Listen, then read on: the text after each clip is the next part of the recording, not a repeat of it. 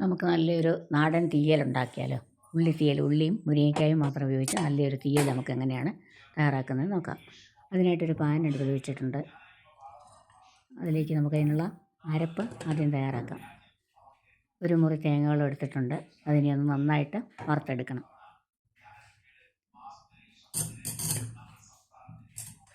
തേങ്ങ വറുക്കാനായിട്ട് അതിലേക്ക് അല്പം വെളിച്ചെണ്ണ ഒഴിച്ചു കൊടുക്കുക. ഇനി നല്ല ചുമക്ക വറുത്തെടുക്കണം. നമ്മൾ ഒരു മീഡിയം ടു ലോ ഫ്ലെയിമിൽ വെച്ചിട്ട് ഇത് നന്നായിട്ട് ഇളക്കി വറുത്തെടുക്കണം.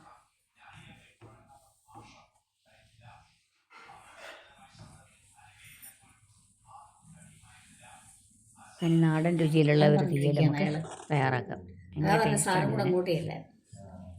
വർത്താനം പറഞ്ഞുകൊണ്ടിരിക്കാമെന്ന് നേരെ അങ്ങോട്ട് പോയിരിക്കുക. ഒരു 4-5 മിനിറ്റോളം നമുക്കിങ്ങനെ ഒന്ന് ഫ്രൈ ചെയ്തെടുക്കേണ്ടി വരും. അതിൻ്റെ കളറൊക്കെ നന്നായിട്ട് മാറി വരണം. തേങ്ങയുടെ കളറെല്ലാം മാറി വന്നിട്ടുണ്ട്. അപ്പോൾ അതിലേക്ക് നമുക്കിനി ഗ്യാസ് ഓഫ് ചെയ്തതിന് ശേഷം പൊടികൾ ചേർത്ത് കൊടുക്കാം. 1 ടീസ്പൂൺ മല്ലിപ്പൊടി, ഒരു എരിവിന് ആവശ്യമുള്ള മുളക് പൊടി, 1/2 ടീസ്പൂൺ മുളക് പൊടി ഞാനിവിടെ ചേർക്കുന്നുണ്ട്. മല്ലിയും മുളകുമാണ് ചേർക്കുന്നതെങ്കിൽ നമുക്ക് ആദ്യം തന്നെ തേങ്ങയുടെ കൂടെ ഇട്ടങ്ങ് വറുത്താൽ മതിയാവും. പൊടികളായതുകൊണ്ട് ലാസ്റ്റ് ഗ്യാസ് ഓഫ് ചെയ്തതിന് ശേഷം ഒന്ന് ചൂടാക്കിയാൽ മതിയാവും.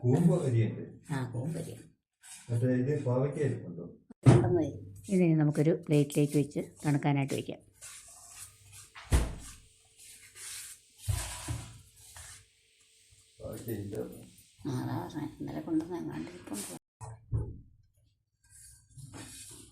അതവിടെ നിന്ന് നല്ലപോലെ തണുത്ത് വരട്ടെ.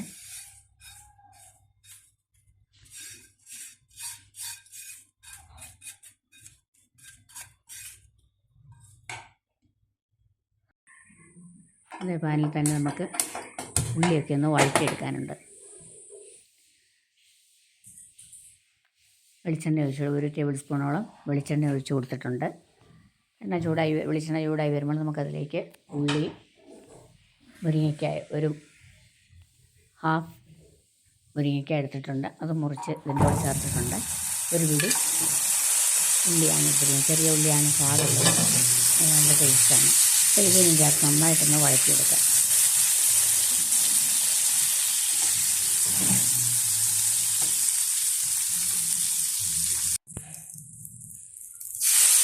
നന്നായിട്ട് വഴങ്ങി വെച്ചപ്പോൾ അതിലേക്ക് നമുക്ക് വേവാനുള്ള വെള്ളം ഒഴിച്ചു കൊടുക്കാം. 1 ഗ്ലാസ് വെള്ളം ഞാനിവിടെ ഒഴിച്ചു കൊടുത്തിട്ടുണ്ട്.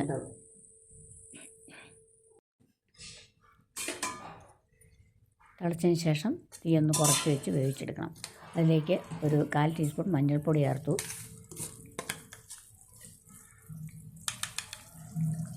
പിന്നെ രുചിക്ക് ആവശ്യമായിട്ടുള്ള ഉപ്പ് ചേർത്ത് കൊടുത്തിട്ടുണ്ട്. നല്ലപോലെ തിളച്ച് വരുമ്പോൾ നമുക്കതൊന്ന് അടച്ച് വെച്ചിട്ട് ഫ്ലെയിം കുറച്ച് വെച്ച് വേവിച്ചെടുക്കണം. ആ സമയത്ത് നമുക്കിത് തേങ്ങ അരപ്പ് തയ്യാറാക്കാം. തേങ്ങ ആദ്യം ഒന്ന് പൊടിച്ചെടുക്കാം. പൊടിച്ചതിന് ശേഷം അതിലേക്ക് അല്പം വെള്ളം കൂടി ഒഴിച്ച് നല്ല പേസ്റ്റാക്കി അരച്ചെടുക്കണം.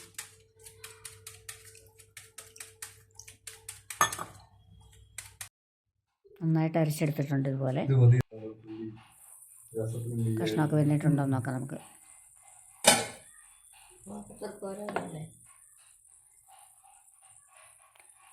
അതിലേക്ക് ഒരു ചെറുനാരങ്ങ വലുപ്പത്തിലുള്ള പുളി ചൂടുവെള്ളത്തിൽ ഇട്ട് വെച്ചിരുന്നത് അത് നമുക്കൊന്ന് പിഴിഞ്ഞ് ചേർക്കാം.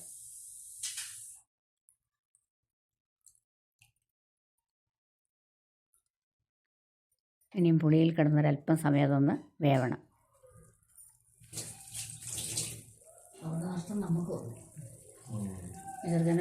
നന്നായിട്ട് ഇളക്കിയൊന്ന് തിളയ്ക്കാനായിട്ട് വയ്ക്കാം.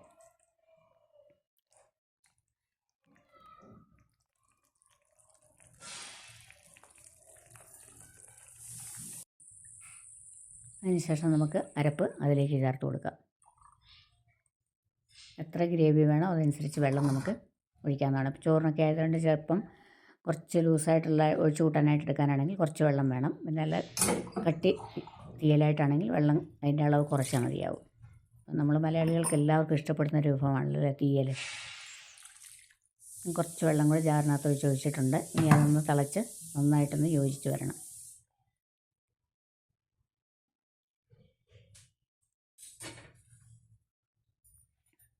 ഉപ്പൊക്കെ പാകമാണെന്ന് നോക്കാം. ആ സഹകരണം ഇല്ലാത്തതുകൊണ്ടാണോ ഇതൊക്കെ പറയുന്നത്? എല്ലാവരുമായിട്ട് സഹകരിക്കണമെന്ന് വല്ല ആവശ്യമുണ്ടല്ലോ. അത്രയും സീരിയസ് ആയിട്ട് കിടക്കുമ്പോഴാണ് ആൾക്കാർ തീയിൽ നന്നായിട്ട് തിളച്ച് വന്നിട്ടുണ്ട്. പറ്റത്തില്ല അത്രയും. അതിലേക്ക് വരുത്തേണ്ട കരിവേപ്പില കൂടെ ചേർത്ത് കൊടുക്കുക.